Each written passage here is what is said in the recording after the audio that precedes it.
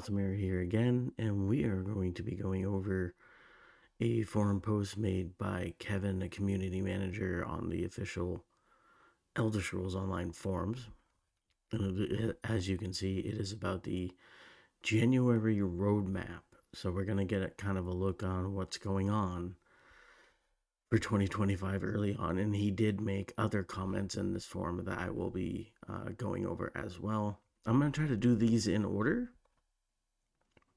So first off is the partner celebration with GeForce RTX. You will be getting a new mount, looks like an elk, from January 4th to January 11th. And then we're gonna have Chaos Ball weekend. Probably not the best considering what's going on with Battlegrounds, but anyway, earn an extra 25% more alliance points. We also have the preview 2025's first update scheduled in January 9th, where they'll be talking about, well, the first update and what it's going to be. Although I think they kind of already said it's going to be done. Q1 is going to have a dungeon, but we'll see. Maybe, I don't know. In January 20th through the 31st, we have Drops Fest starting. You can earn Twitch drops for watching ESO. January 21st through the 4th, you can claim the Elf Hero themed costume for Golden Pursuits, which means that if you want to get that bear or shoal, like, I don't know how many more days that has. It might be expired by the time this video comes out, so, but hopefully you got that if you wanted it. And then January 23rd to the 4th is the Pan Tamriel celebration. I will link a video below where I actually looked into that and when I was on PTS and told you all about it. It's kind of an interesting event. So this gives us kind of an idea of what's going on. That's a lot. That's just January, by the way, and that's a lot. So I mean that's pretty good. Still doesn't really give us a whole lot of input of what's going to be going on this year. But okay, I mean the celebration I guess still continues for 10 years, even though they canceled the in-person event. I'm still salty about that. So let's go to Kevin's next message here. Somebody had asked him about plans on actual performance and changes to the game, blah blah blah. So hopefully you had a great holiday, whatever, I don't care about that. The purpose of this monthly roadmap is to inform everyone regarding events, both in and out of game, coming in January, trying to address the need of informing folks of events earlier. Any game additions or changes like game improvements will be outlined in patch notes or articles or during preview live streams. We do have quarterly roadmap graphics we share as well that highlight the upcoming changes that we do, changes after we do formal announcements. However, those are not available yet. That being said, we can pass along feedback of having a roadmap for features and see what is possible there. Okay. And he definitely answered a lot of questions in this, by the way. Somebody asked him what happened to January White Strikes. Very good questions, one I had. White Strike is happening, just not in January. They don't know when, I guess. Inform us more about seasons. He said, we won't have information on seasons until global reveal in April. The next update is following our current structure. Again, it's just a huge mistake. Because as you can tell, even by this post, people just have questions. They want to know what it is because they want to know if they want to be interested in this game going forward. They want to know, okay, we have all these games coming out. Should ESO be on my list? People want a reason, and you need to give them a reason.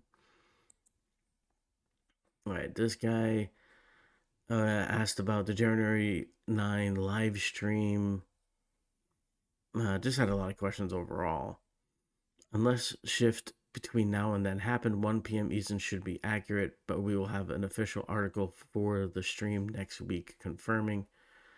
We should have more information on the Twitch Drop Fest soon. Not sure if you had a specific question there, but if it's regarding what the drop is, we should have info to share in the next coming weeks.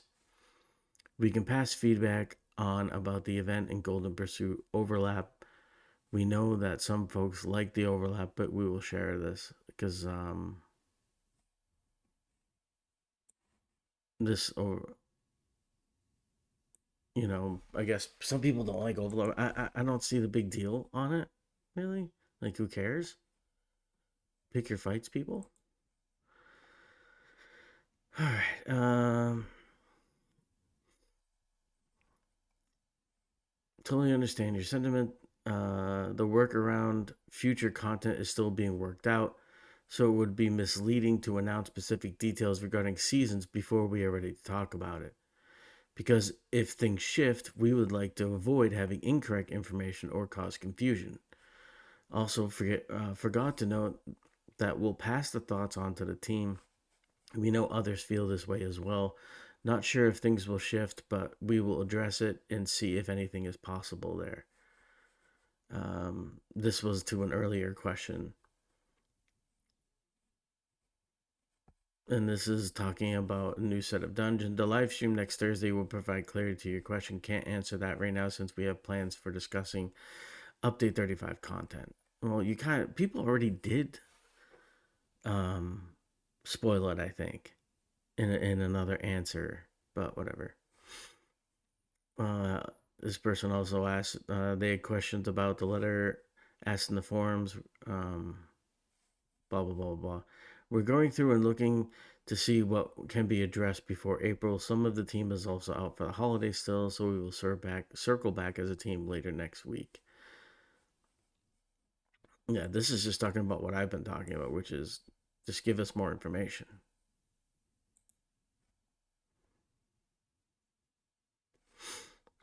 This one talked about earlier question where he said 1 p.m., but he just was informed that the live stream timing is not set in stone. So please wait for the article. Pretty simple there. This one talked about, like many others, though, I'm a bit anxious about the implications of Matt's letter and what it means for the future of ESO, particularly in the light of cancellation of the U.S. in-person event. It would be really helpful for the community if some things were mentioned in the Update 45 preview stream on the 9th that could reassure us about the future of the game, which, again, that's what a lot of us are looking for. It's not insane to ask that. We're chatting internally to see what we can share between now and global reveal to help ease those concerns. So definitely heard there. We need to see what is possible, but we need to pass on this sentiment in a chat early. This makes me think that see what is possible. Why do they get to chat about it? It's their game, right? So this means that maybe they have some sort of like internal guidelines that they have to follow. And that's the reason why they're silent. Oh, we can't talk about things until it's this far out, like 2 months out. We can't talk about, like, otherwise there's repercussions or whatever. And it's like, if you're not going to have things set in stone and have people guessing on when the next update is going to be coming out, I'm sorry to say, but I don't think your game is that exciting to do that. A lot of other games do that. Lord of the Rings Return to Moria. Not really sure when the next DLC is for that, but I'm so excited for it because it's a really fun game.